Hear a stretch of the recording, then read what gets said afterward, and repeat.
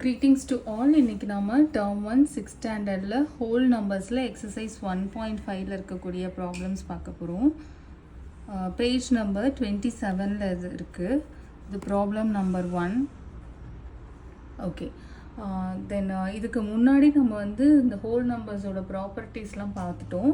அதை பேஸ் பண்ணி தான் இப்போ இதில் கொஷின்ஸ் இருக்க போது அந்த ப்ராப்பர்ட்டிஸ்லாம் எங்கெல்லாம் நமக்கு அப்ளை பண்ணுறோம், அதை அப்ளை பண்ணுறதுனால என்ன பெனிஃபிட்ஸ் எல்லாமே இந்த வீடியோவில் நம்ம பார்க்கலாம்.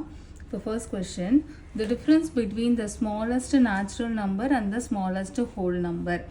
இங்கே நம்ம படித்ததில் ரெண்டு விஷயம் இப்போ நம்ம ரீகால் பண்ணிக்கலாம். ஒன்று நேச்சுரல் நம்பர், இன்னொன்று ஹோல் நம்பர். இனிஷியலாக இப்போ தான் நம்ம நேச்சுரல் நம்பர் ஹோல் நம்பர்ன்ற பிரித்து பார்க்கக்கூடிய ஒரு அண்டர்ஸ்டாண்டிங் இல்லை ஒரு அறிவுன்னு கூட சொல்லலாம். அது இப்போ தான் நம்ம கற்றுக்கிட்டு இருக்கோம். ஸோ அந்த கற்றுக்கிட்ட பிகினிங்கில் நம்ம எந்த அளவுக்கு அதை ரிப்பீட் பண்ணுறோம், எந்த அளவுக்கு அதை ரீகால் பண்ணி பார்க்குறோமோ அந்த அளவுக்கு நமக்கு வந்து அது லாங் லாஸ்டிங்காக இருக்கும், இன்னும் ரொம்ப நாள் நமக்கு ஞாபகம் இருக்கும். ஸோ ரிப்பிட்டேஷன் தான் வந்து நமக்கு ஞாபகம் வச்சுக்கிறதுக்கான ஒரு சிம்பிளஸ்ட் வே. ஸோ அந்த வழியில் இப்போ நம்ம என்ன பண்ண போகிறோன்னா,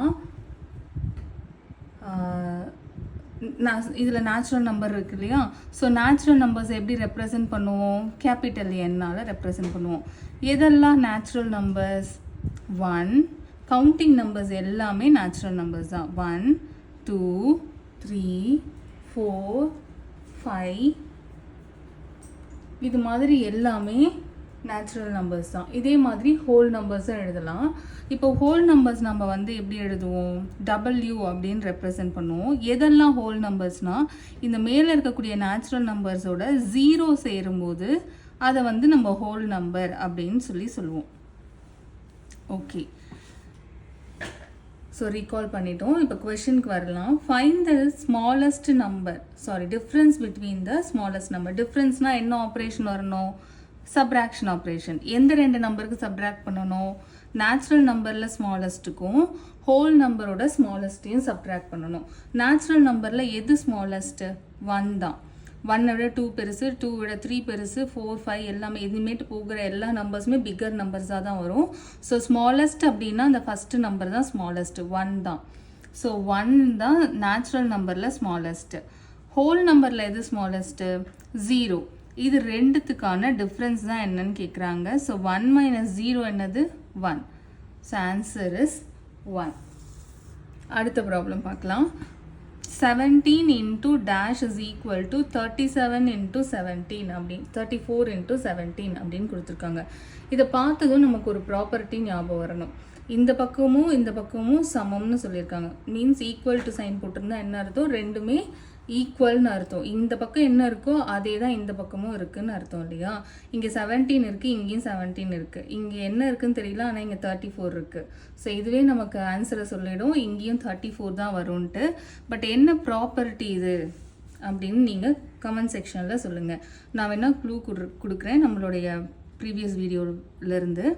என்ன க்ளூனா, இங்கே பாருங்கள் 2 நம்பர் இருக்குது. அந்த 2 நம்பர் இங்கே சேஞ்ச் ஆகிருக்கு. என்ன ஆயிருக்கு? நம்பர் மூவ் ஆயிருக்கு. மூவ் அப்படி மூவ், நான் போன வீடியோவில் சொல்லியிருந்தேன், இந்த மூவ் அப்படிங்கிற வார்த்தை கேட்டாலும் நமக்கு இந்த ப்ராப்பர்ட்டி தான் ஞாபகம் வரணும்ன்ட்டு. ஸோ இங்கே 2 நம்பரும் மூவ் ஆயிருக்கு, தன்னோட பிளேஸ்லேருந்து ரெண்டும் மூவ் பண்ணி இடத்த சேஞ்ச் பண்ணியிருக்காங்க. ஸோ என்ன ப்ராப்பர்ட்டி இதுன்னு கமெண்ட்டில் சொல்லுங்கள். ஓகே, தேர்ட் கொஷின் பார்க்கலாம். when a dash is added to a number it remains the same அப்படின்னு கேட்டிருக்காங்க. ஒரு நம்பர் எடுத்துக்கிறோம், அந்த நம்பரோட இன்னொரு நம்பரை ஆட் பண்ணணும். ஃபார் எக்ஸாம்பிள் 5 எடுத்துக்கலாம். 5 எடுத்துட்டு நான் அதோட இன்னொரு நம்பர் ஆட் பண்ணினாலும் இது எனக்கு 5ஆகவே இருக்கணும் அப்படின்னா அது என்ன நம்பர் ஆட் பண்ணும்போது அதே நம்பர் கிடைக்கும் அப்படிங்கிறது தான் கொஷின். ஸோ அப்படி ஆட் பண்ணால் அதே நம்பரை கொடுக்கக்கூடிய ஒரே ஒரு நம்பர், அடிஷனை பொறுத்த வரைக்கும் எடுத்துக்கிட்ட நம்பரை அப்படியே அடிஷனுக்கு அப்புறமும், அடிஷன் ப்ராசஸ் முடிஞ்சதுக்கு அப்புறமும் அந்த நம்பரை அப்படியே ஆன்சராக கொடுக்கக்கூடிய ஒரே ஒரு நம்பர் 0 தான். ஸோ இந்த 0 வந்து அடிட்டிவ் ஐடென்டிட்டி அப்படின்னு நம்ம லேர்ன் பண்ணியிருந்தோம். ஐடென்டிட்டினா அப்படியே ஃபோட்டோ காப்பி எடுத்த மாதிரி கொடுக்கணும் நம்பரை. ஸோ ஐடி கார்டில் நம்ம ஃபோட்டோ இருக்கும்ல, அதே மாதிரி இந்த நம்பர் அப்படியே ஃபோட்டோ காப்பி எடுத்து கொடுக்கணும். அந்த மாதிரி ஃபோட்டோ காப்பி எடுக்கிறதுக்கு அடிஷனில் ஹெல்ப் பண்ணக்கூடிய நான் திரும்பவும் ஸ்ட்ரெஸ் பண்ணி சொல்கிறேன், அடிஷனில் அந்த ஃபோட்டோ காப்பியை எடுக்கிறதுக்கு நமக்கு ஹெல்ப் பண்ணுறது 0. மல்டிப்ளிகேஷனில் அந்த ஃபோட்டோ காப்பி எடுக்கிறதுக்கு நமக்கு ஹெல்ப் பண்ணுறது 1. 1ஓட எந்த நம்பரை மல்டிபிள் பண்ணாலும் அதே நம்பர் அப்படியே ஃபோட்டோ காப்பி எடுத்த மாதிரி கிடச்சிரும். Okay, division by dash is not defined அப்படின்னு கேட்டிருக்காங்க. நீங்கள் இது வரைக்கும் டிவிஷன் லேர்ன் பண்ணியிருப்பீங்க உங்களோட லோவர் கிளாஸஸில், கிரேட் 5, 4, 3லலாம். டிவிஷன் நீங்கள் எந்த நம்பரில் பண்ணதில்லை? 0. மற்ற எல்லா நம்பராலையும் நீங்கள் டிவிஷன் பண்ணி பழகிருப்பீங்க. 0வால் டிவிஷன் பண்ணியிருக்க மாட்டோம். ஏன்னா எந்த ஒரு நம்பரையும் 0வால் டிவைட் பண்ணுற மாதிரி இது வரைக்கும் கிடையாது, டிவைட் பண்ண முடியாது. அதனால தான் இட்ஸ் நாட் டிஃபைன்ட் அப்படின்னு சொல்லியிருக்காங்க. So next 5th subdivision. ஏன் டிவிஷன் பாசிபிள் இல்லை 0வால் அப்படின்னு பார்த்தீங்கன்னா, இப்போ நான் வந்து 10 5ஆல் டிவைட் பண்ணுறேன்னா என்ன வரும்? 2 எனக்கு ஆன்சராக கிடைக்கும். இதுக்கு மீனிங் என்னென்னா, இந்த 5 இந்த 10 5 அப்படின்னு என்னால் குரூப் பண்ண முடியும்.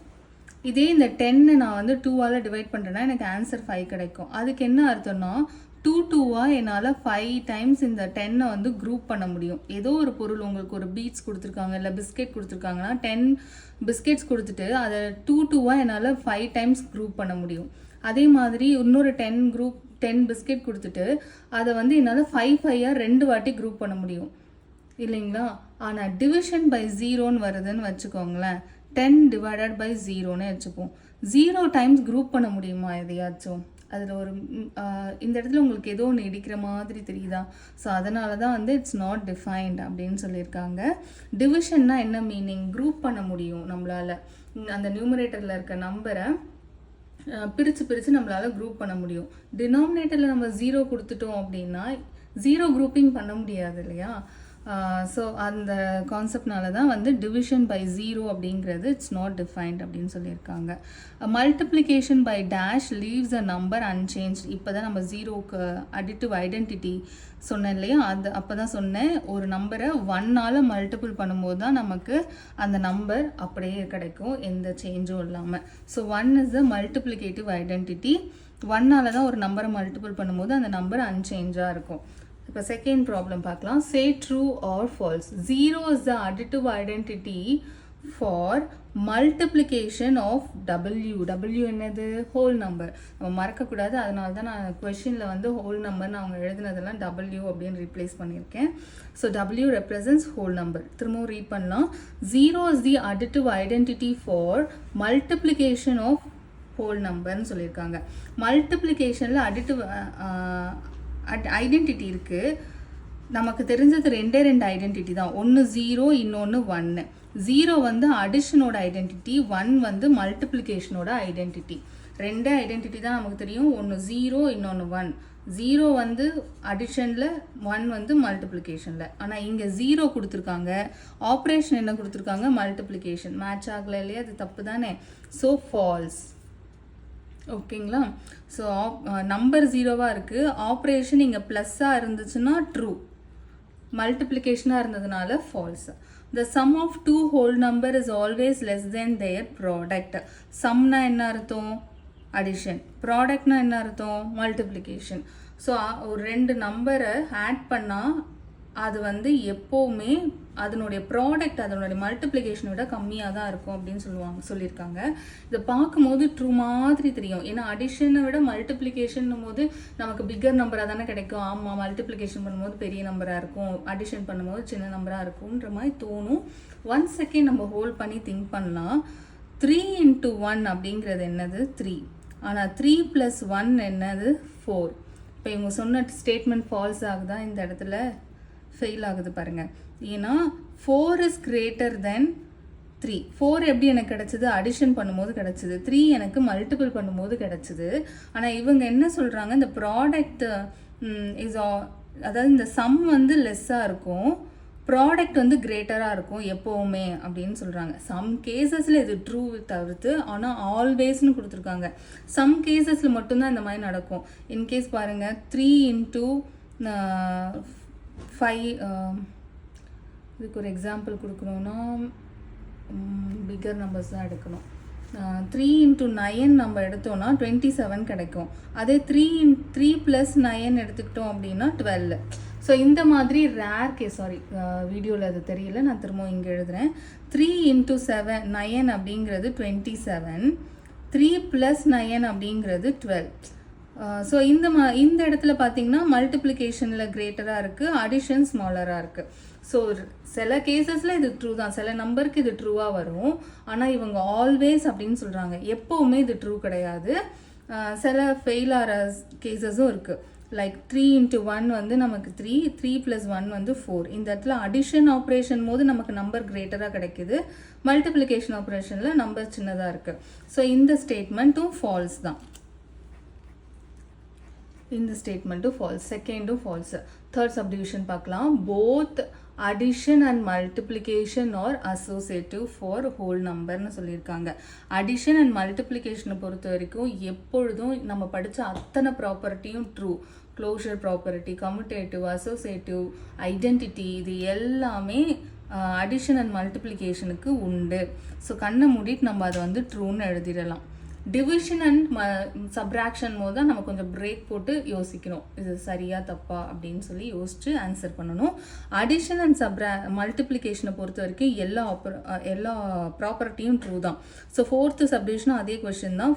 Both addition and multiplication are commutative for whole numbers. Yes, it is true. Last subdivision பார்க்கலாம். The multiplication is distributive over addition for whole number. ஆமாம், இதையும் நம்ம ஒரு ப்ராப்பர்ட்டியாக தான் அன்றைக்கி பார்த்துருந்தோம். மல்டிப்ளிகேஷன் வந்து சப்ராக்ஷன் அண்ட் அடிஷன் ரெண்டுத்துலேயுமே டிஸ்ட்ரிபியூட் பண்ண முடியும்.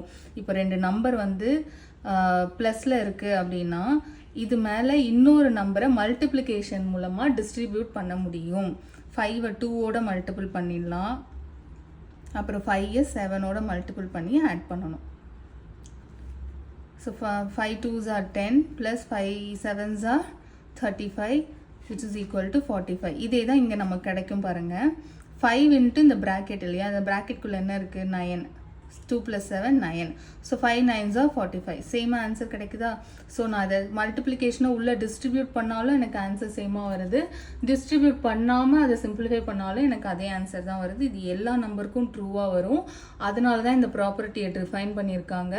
மல்டிப்ளிகேஷனை நம்மளால் 2 நம்பர் அடிஷன்லேயோ இல்லை 2 நம்பர் சப்ராக்ஷன்லேயோ இருந்தால் மல்டிப்ளிகேஷனை வெளியிலேருந்து நம்மளால் டிஸ்ட்ரிபியூட் பண்ண முடியும் ப்ராக்கெட்குள்ளே. ஸோ இந்த ப்ராப்பர்ட்டியும் ட்ரூ. ஓகே, இது வரைக்கும் ட்ரூ ஃபால்ஸ் ஃபில் இன் த பிளாங்க்ஸ்லாம் பார்த்துட்டோம். நெக்ஸ்ட் நம்ம வந்து இந்த ப்ராப்பர்ட்டிஸ் எல்லாம் எப்படி யூஸ் பண்ணுறதுனால என்னென்ன பெனிஃபிட்ஸ் இருக்குது கேல்குலேஷனில் நமக்கு அப்படின்னு பார்க்கலாம். தேங்க்ஸ் ஃபார் வாட்சிங்.